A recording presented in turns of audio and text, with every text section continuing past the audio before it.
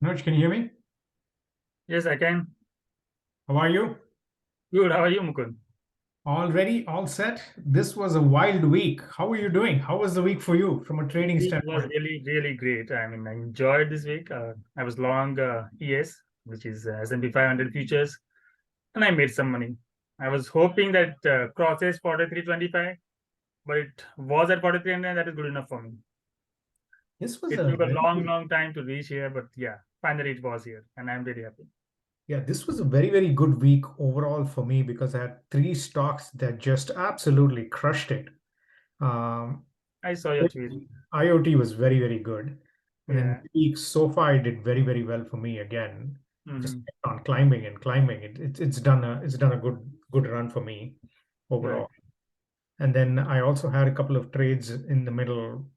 Can't complain. This seems like a mini bull market, so I want to be very cautious Yep. next week. Yep. I was going to be You cautious. should be vocal about it that it's a mini bull market. I mean, I'm not calling it a bull or a bear market, but I was skeptical that it would actually be able to sustain past 4200, but it crossed in just one day, and then like wow. But Yeah, I yes, think bull I mean market that's versus bear market are just labels, right? What I yeah, yeah, think I yeah, really mean is you can take longer positions now than only, few hours, few minutes kind of positions is my point. absolutely, That's it. absolutely. Awesome. Let's get started. We have a long half an hour to go. Yeah, Let me just quickly share what the agenda is going to be so folks know. And I, at the same time, also have to make sure that you can also share the screen, advanced share screening, all participants.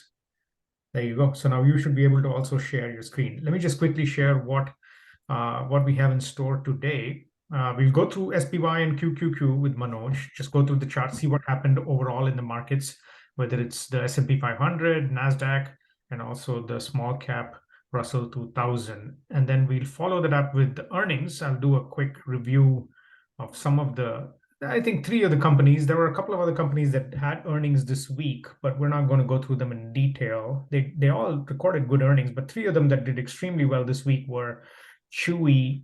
Sentinel One had a big down market, so we're going to talk about that. And then Samsara and MongoDB as well. So we'll talk about MongoDB, we'll talk about Samsara, we'll talk about our IoT, and we'll talk about some of the other interesting stocks that are going on. So let's start first with obviously the S&P 500. How are we doing overall? And go through that a little bit. Manoj, let me turn the sharing to you. awesome.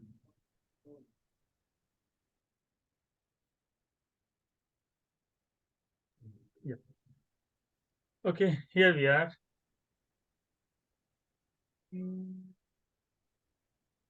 Yep. So here is the S&P 500 or SPY. 4200, as we have been talking about, is the key resistance for the last more than 6 months. In fact, since September, ever since we reached here, every time it retracted, and the more time it spent below this, it was easier for it to bounce back.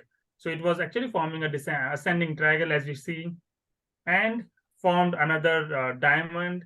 So it was a breakout of a diamond first, retracted, and then again breakout of the ascending triangle as well. As I've been saying that after the ascending triangle crosses past, it would be the resistance around 4300, 4325. We were Wow. almost at 4300. The high was 4297.7, so almost 4300. I have booked my longs as of now because I mean 20-30 points missing is a good thing, but I'm really not sure if we would be able to cross past this 4327. So it's good to book something whatever you have, and let's see how it goes after that. But it's too much of bullishness that's I'm seeing on the market.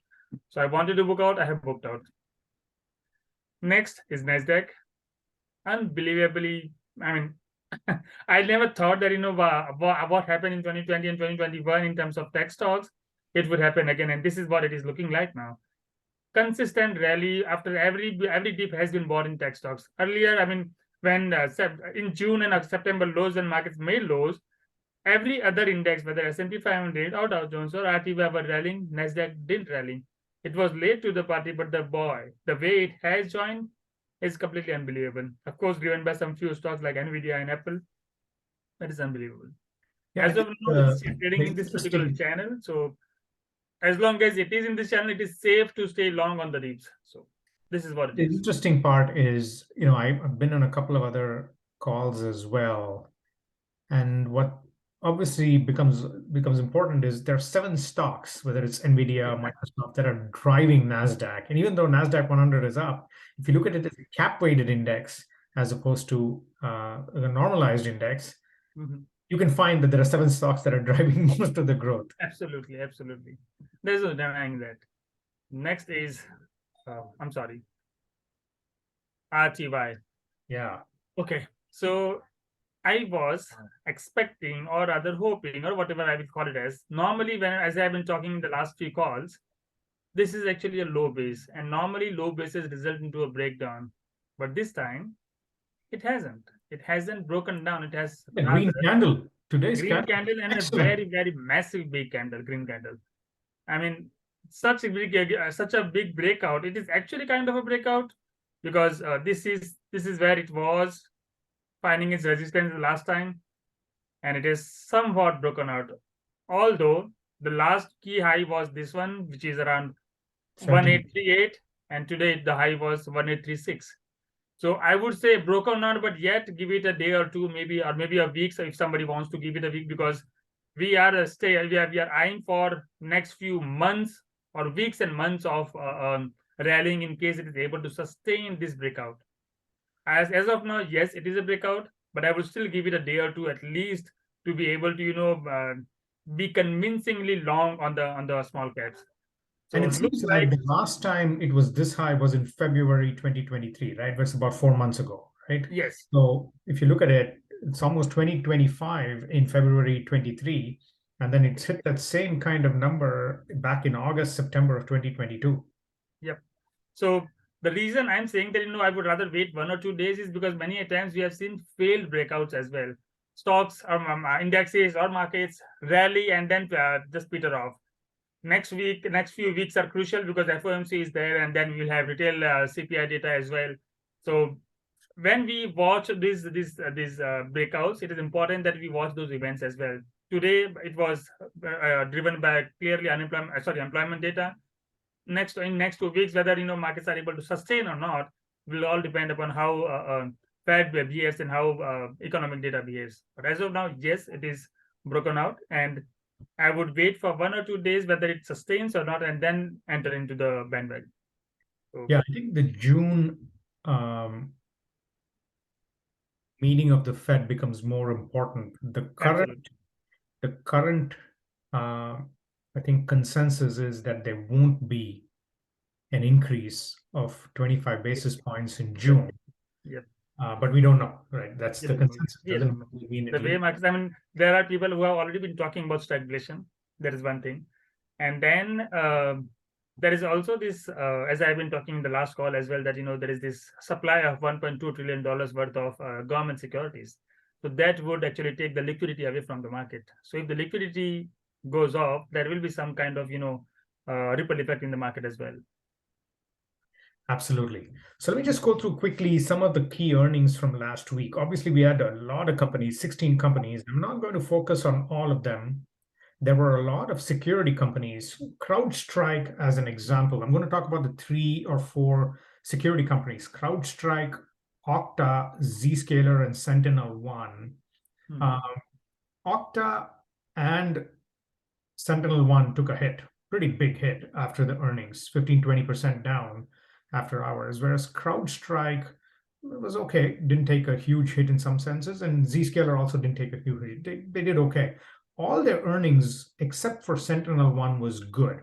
Now, if you look at CrowdStrike reported, the green here indicates ahead, and the guidance from SentinelOne was also very good. Okta's guidance was decent, not great.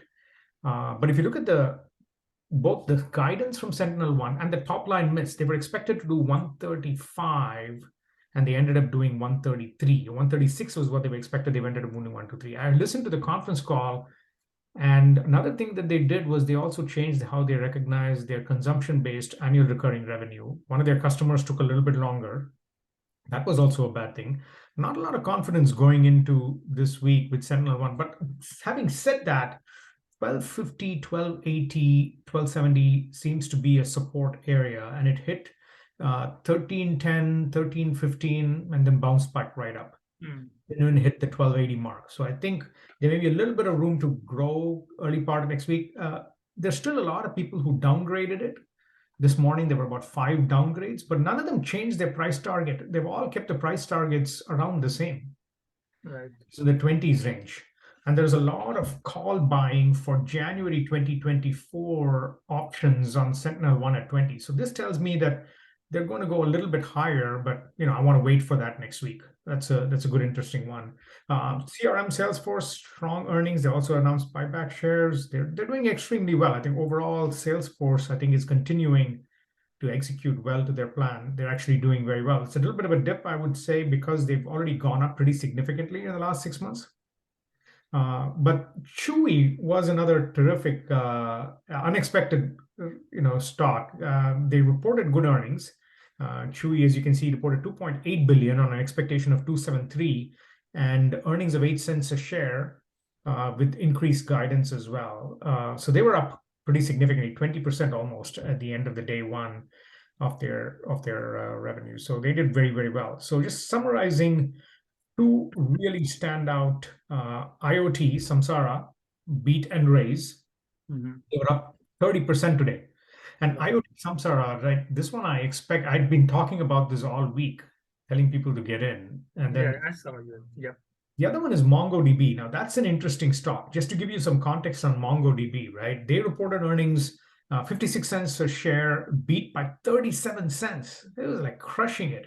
So Wow. MongoDB, for people that don't know, is a NoSQL database, right? Or they are what they call a columnar store. And they rolled out Atlas, which is their cloud-hosted version of MongoDB.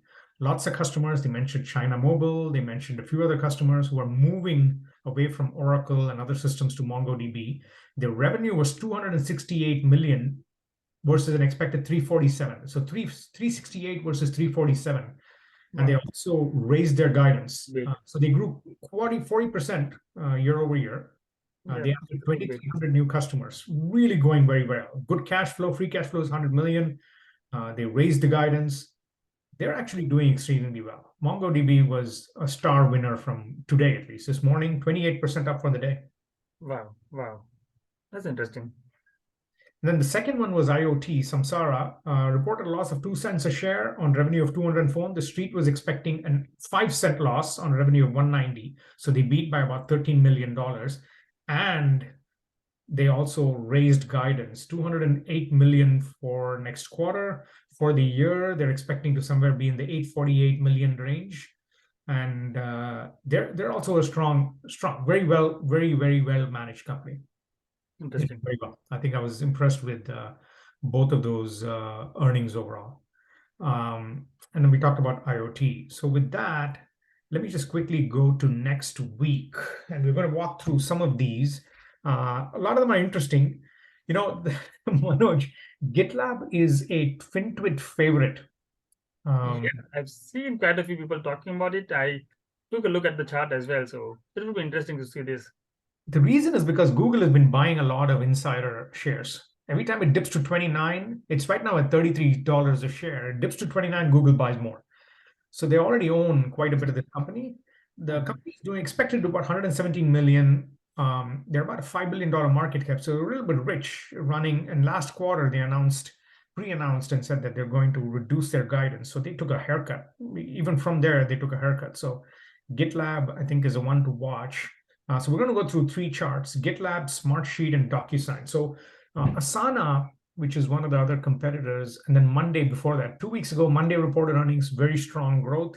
Asana did okay, didn't do very well on stock perspective today. They guided okay, but they went a little bit down. SmartSheet is bigger than both of those companies in revenue, but they're still expected to be able to drive nearly 17-18% year-over-year growth. And then Docusign, everybody's wondering where Docusign is. They seem to have literally, given up all the growth of COVID. So let's go through quickly GitLab first. Then we'll go through SmartSheet and see where GitLab is. This has been bouncing up and down for quite a while. So Hey, okay. So here I am with the chart of GitLab. Seems to be forming inverse head and shoulders. The right hand Bullish. shoulder is still not formed. So I have put a question mark here, but it may or may not, depending upon whether it bounces from somewhere here or not. But if it does this and then rallies past, then we can assume that there is possibility of bulls getting some more control of the stock, and it may head somewhere. If it breaks out of this range, then somewhere around maybe 45 and sorry, first resistance will be somewhere around 41, 42, and then we can look at maybe 52, 53 types of levels. So as of now, the pattern is still not complete, but we can hope that it forms the right hand shoulders. If it doesn't, then it actually falls back and falls below this particular range of 26, 27, 26, 40, then we will say that it's actually not forming, not in the mood of gaining any ground. So as of now, it looks to be forming a right hand shoulder. Yeah, no, the interesting part for GitLab is their earnings are next week. And I think the key part that everybody's going to be looking for is, there was a thread that I saw on Twitter. Someone said that they lost a lot of revenue because of Silicon Valley Bank, but they have millions of users and hundreds of thousands of paying customers. 250 users is not going to make a difference, is what I felt. But obviously, GitLab needs to prove that they have strengthened their revenue again back to a reasonable line. They're still highly valued, though. They're doing about 117 is what is expected, but they're valued at 117 for the quarter, so roughly about 400. When exactly is the earning? Is it Monday, Tuesday, or a little later? Which is Tuesday. Tuesday. Okay. So somewhere here, maybe next here is like when the stock would be reacting too much on the earnings. So let's see how it goes there. Bull should be an interesting one. And then moves back. Yeah. So the inverse head and shoulders is a bullish pattern, but we need to see where that goes. Yes. Okay, SmartSheet. Yes. Okay. It's the pattern is not complete. Seems to be forming a rising wedge, but it will take a long time. So bulls have it in complete control. Every dip is being bought. So whenever the stock falls maybe around say 5-10% and then still rallies. So it's a deep buy on deep stock for the bulls. Nothing to be thinking about whether I should buy here or there. Just any deep and then buy, any deep and then buy. New rally comes after every few deeps. 5%, 7% deep. Predictable stock. Yeah, reliable stock, to be honest.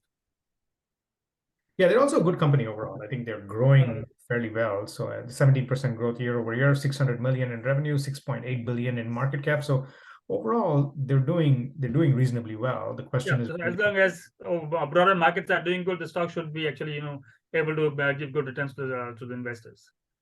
Yeah, no, that's good. That's good. Yep. Okay, let's go to Hashim Corp. This was a darling. So Manoj, let me give you the context on this. This company is actually developed very similar to GitLab, developer favorite. They had a huge IPO, really excited, and then they've never really recovered from there. Yeah, there you go. Look at that. They went the IPO all the way up to 100 and something, and the 30s. Yeah, fell off big time actually. So 70% it has given up from its IPO levels. And not recovered. Not recovered. A lot of companies, yeah. And where it stands right now is attempting to form a ascending triangle. And right now at the resistance level, two key resistances here. It's actually suppliers and not even resistance. So this entire zone of 34 to 37.30 is the resistance zone for the stock. If it is able to cross past this 37.30, then we can assume that it will rally up to 44 or something. But as I have been saying previously as well, as long as any stock remains past below its IPO price, it will not be considered as entering into a bull market. So unless it goes past 80 or something, I would not say that it is going to make any further new highs. It can go to it can make maybe 52 big highs, which it goes past maybe this level, which is like 59 or something. But it's still a long time. Maybe 54, 43, 44, but after this, it breaks out of this particular ascending triangle. But as of now, it is still difficult because it's not just here, but here as well. So 35 and then 37. So these two key levels for the stock for the bulls to watch out for. Once it crosses past 37, then you can hope that there is some more rally of at least 20-30%. But before that, it peters off. So let's see. Yeah, Hashim Corp actually is reporting earnings on Thursday. Okay. Wednesday, sorry, 7th. Okay. As Docusign, resulted I think, is the yeah. street favorite or street favorite it was. Docusign. 317 somewhere in August 2021, and then where we are now. This is a COVID stock. Absolutely. Yeah, I know. I remember this. It was a COVID stock and it has lost all its luster. So forming descending triangle and not ascending triangle. Ascending triangle is bullish, descending triangle is bearish. Although it is not a typical descending triangle because this particular trend line is from long time. So it was in August 2019 when it made a key low. So it has been difficult for the stock to actually cross past this particular resistance. It's a trend line resistance. And hence the ranges on the downside are narrowing, which means there is a risk of the stock falling past this particular key support zone of 40. Right now, 57, chances of it kind of falling again from 57, this particular resistance are higher because the ranges are getting lower. If it crosses passes, then you can assume that bulls are safe and they can start for accumulating the stock. But before that, I would not be really bullish. So yeah, I'm not going to be bullish till 58, 59, it seems, right? yeah. After that, the cap is 64, so the downside risk is a lot more. Right. Yeah, earnings are on Wednesday for the Salesforce we have already discussed earlier. So this Yeah, is it actually, from the NetSuite Salesforce again. earnings perspective. What did you see in Salesforce? Just walk through that again. Okay. It's an interesting stock. Yeah. So as we were talking about last week, that it is in the rising wedge formation. It is still in that formation. The stock fell and then recovered, fell and then recovered. So as long as it is continuing to be in this particular zone, it is safe. Unless and until the stock breaks past the lower end of the wedge, the bulls are safe. So as of now, there is no problem as long as it is inside this wedge. The risk is once it breaks below this. Let me quickly ask you a question. A lot of people on that I follow also really like the VWAP indicator, the volume weighted average price. Have you used it? Tell me what it tells you and how to use it. So I'm here right now. So let me just hide all the other indicators so that you can see it. If I can change the color settings, make it maybe white so that it's easier to see. This is VWAP. Now, it's very, again, it's person to person and trader to traders. For some people, some traders, some kind of indicators work, but for some it doesn't work. Many a times, if you notice, it will actually be closely followed by 20 and 50 MAs as well on the 4-hour. So it is actually, let me just move away from daily to 4-hour. There you go. So how stock, normally traders trade is if the stock sustains above or below this anchored VWAP, then stock, for example, it is above anchored VWAP, then we will be buying it. If it is below anchored VWAP, we will be selling it. But normally, it is preferred for the traders. I would not be suggesting it for the investors because investors have many other things to look into. But for a trader who trades for a day or two or maybe for a week, not for the week, in fact, I would say for the day traders and swing traders, VWAP sometimes works. I used to track it a lot, but I've stopped tracking it because there are many more indicators that you can rely on. So the more you have your indicators, the more confusing it gets. So I mean, I have seen not just anchored VWAP. I see people trading based on MACD. I see people trading based on Bollinger Bands. I see people trading based on volumes and RSI. But these are all secondary indicators. Primary indicators for any traders should be moving averages and candlesticks. And then, of course, your trend lines. VWAP, then MACD, then volume-based indicators and RSI. These are all secondary indicators. And secondary indicators normally support primary indicators. So if your primary indicators are not supporting your thesis, I would say be very, very careful on trading based on the secondary indicator. That is the key reason why I normally don't trade. I keep it in my radar, but I don't trade. Don't take my decision based on VWAP or not even MACD. I decide my trades based on maybe MACD or VWAP or RSI or volume-based indicators because these are secondary indicators. Manoj, put on the VWAP and walk through two or three candles and show how someone would trade it based on that. So there are, you're saying below the price. So look at 2, 3. Maybe you zoom it out. Zoom it a little bit. Okay. So this is 4-hour candle, and right now we are at the close was 213, whereas we have 212. So you are exactly at the VWAP. How would you trade it? You won't be able to trade it because you are exactly at the VWAP. So many a times, even if stock reacts to VWAP, it is difficult to make a call. So for example, you wanted to trade based on the VWAP. Where was VWAP at this particular candle? It was at 211. Where did the price close? 213. So that was a good entry point. But the market reacted after that, and it actually stayed inside that VWAP and 20 MA on the 4-hour. So if you trade purely based on VWAP, it will be a difficult call to make, to be honest. You have to have your primary indicators supporting. So primary indicators of MA and your trend lines, and of course how the candlestick is behaving. So for example, this particular candle, this candle is actually pretty close to inverse hammer. Hammers and this candlestick gives you a set. So what exactly does candlestick signify? Candlestick signify the buyers and suppliers control of that particular time zone. Right. In this 4-hour candle, the sellers were far more in control compared to the buyers.